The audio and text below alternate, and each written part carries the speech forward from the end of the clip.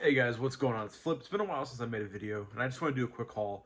This isn't everything that I've picked up since the last haul. This is just some things I want to talk about, some key highlights, and some things that literally just came in the mail today. It is currently my 30th birthday, and it's 4:30 in the morning. I just got off work. I can't sleep. Was like, you know what? Fuck it. I haven't done a proper YouTube video, like a haul or like a review in a while. So let's go ahead and kick things off. I want to talk about something that came out in December 1st, get an older title out of the way, and that's The Great Silence. This was the Eureka. Is it the Masters of Cinema line? Yes, it is. It's Master Cinema number 257. This is a double dip for me. Film Movement put out this movie a couple years ago, I think, and I think this is the exact same transfer as well. But this is just loaded with special features. You get a nice booklet, poster. You get this really nice slipcover. It's like smooth. It's not like a normal slipcover. It feels almost velvety, but without being velvet. It's very weird. But like I said, it's loaded with special features, and then the highlight for me, this is the thing that really made me pick it up, is that it's got a commentary by Alex Cox, and Alex Cox is a fantastic director.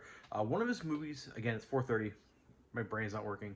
One of his movies just got announced at the time of this recording for the Criterion Collection. He's a great actual filmmaker, but he is a masterful. He's a master of knowledge when it comes to westerns, specifically spaghetti westerns. And he did a live commentary. Where is it at here? Uh, where is it at? Yeah, audio commentary by director and spaghetti western aficionado Alex Cox, recorded live at Hollywood Theater Portland in 2021, and that was for 36 Cinema. 36 Cinema, a fantastic site that they, since the pandemic, I believe they actually have real events, but since the pandemic, they have been doing commentaries live and then also on VOD. That you can listen to, and they show mostly classic Kung Fu cinema. I have a poster up there actually from their Five Deadly Venom showing, which they commissioned artwork for by Kung Fu Bob, and it's signed by RZA. It's one of my prized possessions in my collection. But yeah, they're awesome. I didn't get to catch this live, and I never had the chance or the really not the like desire, but I just haven't had an opportunity to really sit down, rent it, and watch it with the Alex Cox commentary. But it's on here, really, really awesome. There's a great documentary on here. Again, just loaded with stuff. There's two alternate endings as well. This movie's infamous for its ending. I think this is probably. I mean, I watched this a lot. It's one of those movies that really sticks with you, and I think it might be my favorite spaghetti western of all time. It's up there. It's tied with Django. Both are Sergio Corbucci, though. So next up is the first Eureka. Speaking of Eureka, we're doing Eureka. The first Eureka title of 2022. That is the Wing Chun double feature. We got Warriors 2 and The Prodigal Son. Both are fantastic movies, both on their own discs, and both loaded with special features. Again, Eureka going all out, double-sided poster, classic artwork right there. And this is a really solid release. Both movies are a lot of fun, like I said. Sammo Hung is amazing, and I highly recommend you guys pick this up. This is the first, was it first 2,000 copies usually is what it is. You get the slip cover and all that and all the extras, which their lineup this year, Eureka's lineup for Hong Kong cinema is incredible. February we get was a Skinny Tiger, Fat Dragon. Then we get The Odd Couple, and then they just announced Knockabout and Dreadnought, which I'm really looking forward to finally see Dreadnought in a better quality than my crappy bootleg that's over there. So go support Eureka. They're doing incredible work. And again, Frank Jang doing killer commentaries as well. And then I'll save these two because I want to talk about these a little bit later. But yeah, this right here, the Randolph Scott collection of 12 movies. Yep, 12 Western classics. You get the Desperados, the Nevadan, Santa Fe, Man in the Saddle, Hangman's Knot, Stranger, War, Gun, Lawless Street, Tall T, Decision at Sundown, Buchanan Rides Alone, Ride Lonesome, and Comanche Station. These are like comfort food for me. Like, I love westerns. I'm more of a spaghetti western fan just because I like the grittiness that they provide. But Randall Scott is just a amazing actor, and this actually is a really good set. Mill Creek usually kind of skimps when it comes to like they like to compile stuff on discs, like a lot of movies, but you only get 2 films per disc, which is, I think, perfect. You get a decently sized little book for Mill Creek. Um, and yeah, if you are a collector of boutique Blu-rays, uh, the Five Tall Tales, which is an indicator set, which my buddy Ryan actually purchased at me, and I'm looking at it right now, and you still need to ship to him. Um, all these movies that are in that set are in here, but without the plethora of extras that Indicator provides. So yeah, I mean it doesn't have a lot of special. I don't think it has any special features actually at all. I don't think there's any commentary or anything. But it is nice to have a almost near complete collection of Randolph Scott films. I believe this is missing 2. So yeah, I'm happy to have that in the collection. And then I haven't opened this, but I have seen this movie. This is Sword of Desperation. This is a re-release from Animigo. This is part of their Samurai Cinema line, but they have not branded it Samurai Cinema on the Blu-ray, which is kind of disappointing. Animigo, famously known for their anime, but for me, my favorite part of the company was their Samurai Cinema line. And they were really ahead of the game. They really had their ear to the ground when it came to releasing movies. They put out the little Wolfen Cup films, Lady Snowblood. They put out a ton of movies. I have a complete DVD collection of theirs, minus Lone Wolfen Cub because I have the Criterion collection. But their selection is just incredible. A lot of deep cuts. This movie's from 2008, I believe. Oh, sorry, 2010, and it's a really good movie. I haven't, like I said, I haven't opened this Blu-ray yet. But they did say on Twitter, Robert Woodhead, the founder and CEO of Animigo, did say that this was a test run. They're going to re-release this and see if the market is viable for something like this. There is no extras except for a theatrical trailer and the image gallery. Kind of disappointing, but I love this movie. I love Animigo, and I really would like to see a company start putting out samurai movies again. Because right now we're in a heyday of martial arts and kung fu cinema, but samurai movies, and I'm using the broad term samurai. I know there's gonna be some hardcore nerds out there that are gonna be like, oh, Jidaigeki and Chambara are 2 different things, but listen, samurai movies, all right? I know the difference. You know the difference. Just using it simple terms, I don't have to say a bunch of words, but yeah, there's like no samurai films coming out at all, and there are a lot of forgotten classics. And later I'll show you some movies that'll more than likely never get a release here in the States, but I want to support them. I want to see them continue to do this. This is a great movie. If you haven't seen it, it's worth a buy. I think it's like 15 bucks. It's definitely worth the 15 bucks. And then the 2 newest releases from '88 this year. I think this is their first releases this year. We got The Flag of Iron, featuring art by Kung Fu Bob O'Brien. This is a Cheng Che film, a Venom Mob film. One of, I would say prior to this release, one of the, I would say an underdog when it comes to the Venom Mobs. And then we got Lar Carlong's legendary Weapons of China with arguably my favorite Kung Fu Bob artwork.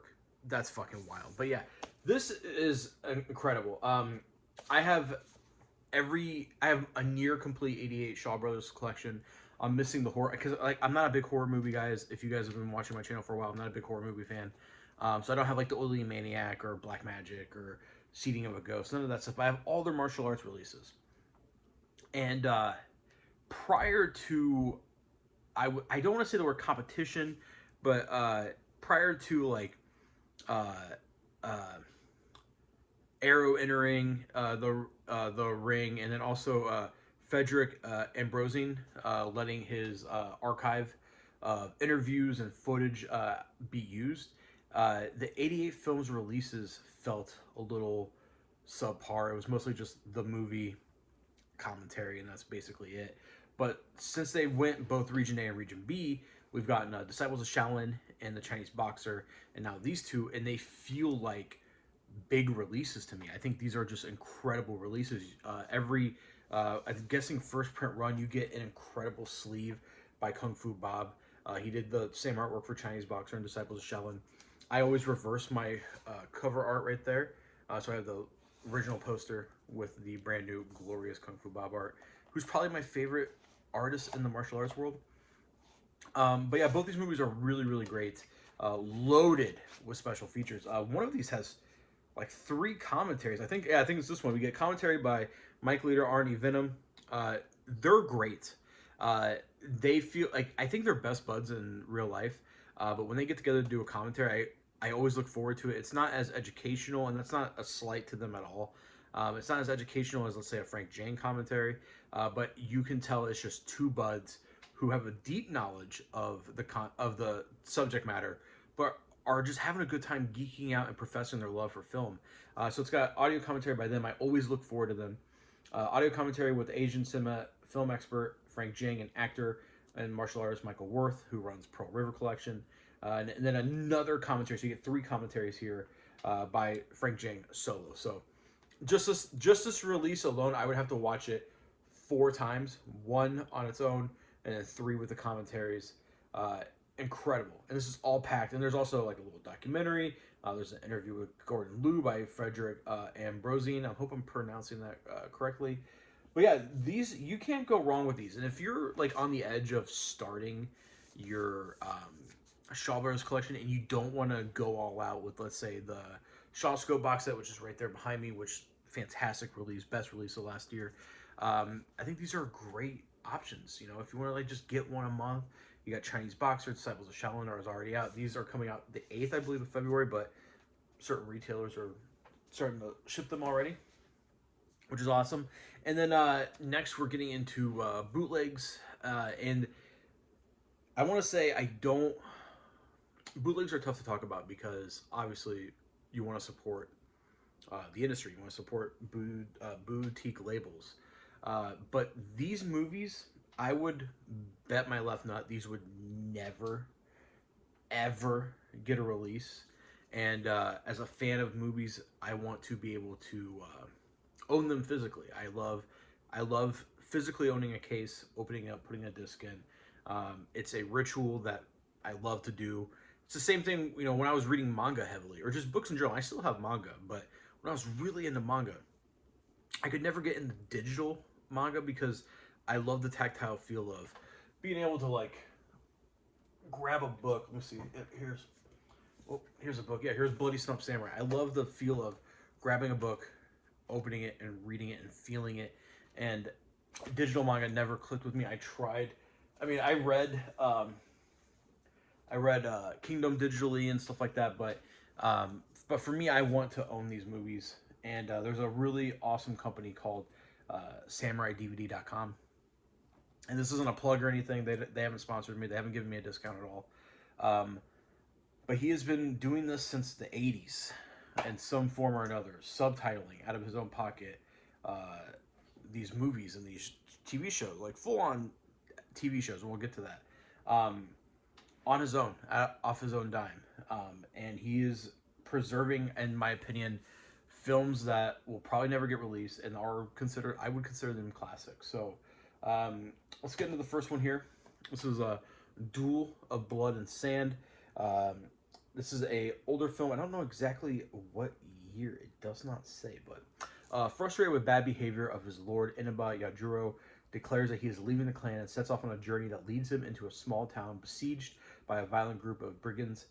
In a kind of homage to Kurosawa's Seven Samurai, the townspeople have been unable to defend themselves, and Inaba sets out to teach them how to stand up for themselves. Meanwhile, the vile lord Yasuyama has sent the 4 finest swordsmen in the clan out to hunt down Inaba and kill him. Led by the magnificent Ichibai, a master of weaponry in his own right, everything points to the ultimate showdown between his former friends in the battle to the death. And it is a fantastic movie. For the time period, a lot more violent than what was being played at the time. But if you can find this movie, I would suggest picking it up. And again, it is just a standard DVD. I believe they are pressed. Let me take a look here. Yeah, they are a pressed disc. But as far as bootlegs go, like, these are high quality. They are sourced from the official DVDs or Blu-rays. I don't think he has any Blu-rays on his site. And yeah, I mean, if someone licensed these movies, I will double dip. I will gladly pay. There's no special features on any of these. Next up is Cold Wind Manjuro. This series, well, it's only 2 films. These films are a lot of fun. Follows the main character, and what I always find interesting about these types of movies is like the products that come after this. So like this, these 2 films were successful enough to spawn a 26 episode television show, which I have not seen. I believe only the first 2 episodes out of 25, 26 have been subtitled by fans. And it also had a board game, because if you just go on eBay and you type in Cold Wind Manjiro, there's a board game for sale from the 70s for like $300. But yeah, this was 1972, and 1972 again, Japan, once they have a remote hit, like anything that is like remotely successful, they're like, we got to do more of that. And then probably one of the coolest things ever, and this is why I love this company, is I have been on the hunt for this movie for such a long time. I could not find torrents of this movie. I could not find it anywhere online. There was a YouTube channel for a while there that was uploading samurai movies, fully translated and everything, but they looked like shit. So I was like watching some of these, but they had this, and when I clicked it to watch it, the video was then taken down by the user. It didn't say copyright strike; it just said removed from user. And this is the Lone Wolf Zazzo, one of the best samurai movies I've ever seen. Very underrated, and it's important because Raizo Ichikawa, who is famous for his Sleepy Eyes of Death movie film series, which he was in the first 12. They did 14 total because he sadly passed away. But Sleepy Eyes of Death was coming to an end, which is based on a book series. It was coming to an end, and this was supposed to be, from what I've read, his next big franchise. And sadly, he passed shortly after. His last movie, Raizo's last movie was, I believe, A Gambler's Life, which I had actually have a copy of. Just watched it the other night. Really solid Yakuza flick. But this was something special. This was really on its way to become. I think this would have been a huge series. And as you can tell, they both have Manjiro and Zazzo have the same hat, which is pretty cool. And then something I'm really happy about, because it never got finished here. Tokyo Shock put out the first season of the Lone Wolfen Cup television series, which ran for 77 episodes. And yeah, got the complete series right there. So this is season 1, box set 1. His subtitles, SamuraiDVD.com subtitles, are a little bit better. And by the way, these are thick cases, but each DVD is on its own thing, which is awesome. They're not stacked or anything. Season 2 and season 3. One of the best TV shows I've ever watched. And if you are a fan of Lone Wolfen Cup, the manga, these are more tonally on par with what the manga is. If you read the manga and you're like, oh sweet, I'm gonna go watch the movies, and then these movies it's my favorite film series, but it is hyper violence, which is awesome. But it's not just hyper violence for hyper violence sake. There's a lot of Buddhism in there. There's a lot of spirituality that they talk about. But the TV show is more like the manga. It's very long, but it has an ending, and it has an ending that is somewhat similar to the manga. It's not as bloody because obviously it was made for TV, but it is seriously one of the best TV shows I've ever watched. I watched it all on YouTube. That channel I was talking about was putting up every episode. I think he was, I think he was doing 3 episodes a week. So I was like watching these like clockwork, and when I finished it, I was just blown away by how they were able to take that story and put it together. But the last thing I want to talk about has actually become one of my favorite things ever. This is my favorite shelf, by the way. Right? This is like the things I love. You got Outlaw Gangster, you got Cinematic Vengeance, Shaw Scope, Lone Wolf, Zatoichi. But one of my favorite things ever, and that is the Mute Samurai. So Tamasaburo Wakayama famously played Ogami Ito in the Lone Wolfen Cup series. Starred in this television show. This is a 26 episode show, and it's roughly based on what we started the show with right here, The Great Silence. So The Great Silence was a hit in Japan, like massive. Hideo Gosha, if you are film fans or just Criterion fans, you'll know him as the director from 3 Outlaw Samurai. Not his best movie, but the one the Criterion picked for some reason. Hideo Gosha and Shintaro Katsu, who played Zatoichi, were in talks to buy the rights to this film because they wanted to do a remake they want to do a Japanese remake, a film based or a film series, but set it in a samurai setting. But sadly, Clint Eastwood came in and bought the rights, and eventually, what came of that was Joe Kidd, um, which really isn't anything like The Great Silence. But after that happened, they said, you know what, screw it, let's go ahead and make a TV show where uh, the main character, very similar, throat slash as a young kid, he's out for revenge, he can't talk, and that is the Mute Samurai. And this show is really special because it's only 26 episodes. You know, it didn't run for a long time, and it stars Tomosubaru Wakayama. And if you've seen Lone Wolfen Cup, he is a masterful swordsman. He can move with the sword like no other. He's kind of a portly guy, but he's very nimble. But this show is surprisingly violent for a television show, especially back then. There's not a lot of blood and gore, but like the fight choreography is extremely tight and polished. The storytelling is dark and it's great, and there's a through line. And he even uses a pistol in a couple episodes. But what's so cool is that for 26 episodes, you get a lot of heavy hitters directing each episode. You know, you got Kenji Mizumi, who is my favorite Japanese director. He directed a handful of episodes. Shintaro Katsu directed an episode. Hideo Gosha directed an episode. And even Tomosubaru Wakayama himself directed an episode, which is the only thing that he directed in his entire career. And he had a really good eye for some shots. Sadly, I would have loved to have seen him move later in his career and become a director himself. But yeah, this has the same feeling as Lone Wolfen Cub. It's very much like it's set in reality, but it's like a hyper reality, and it's phenomenal. And it goes on my favorite shelf because it is just one of the coolest things I've ever seen in my entire life. So, but yeah, that is the haul, guys. Let me know what you think in the comments down below. Have you seen any of these things? And I'm gonna start cranking out more videos. I'll see you next time.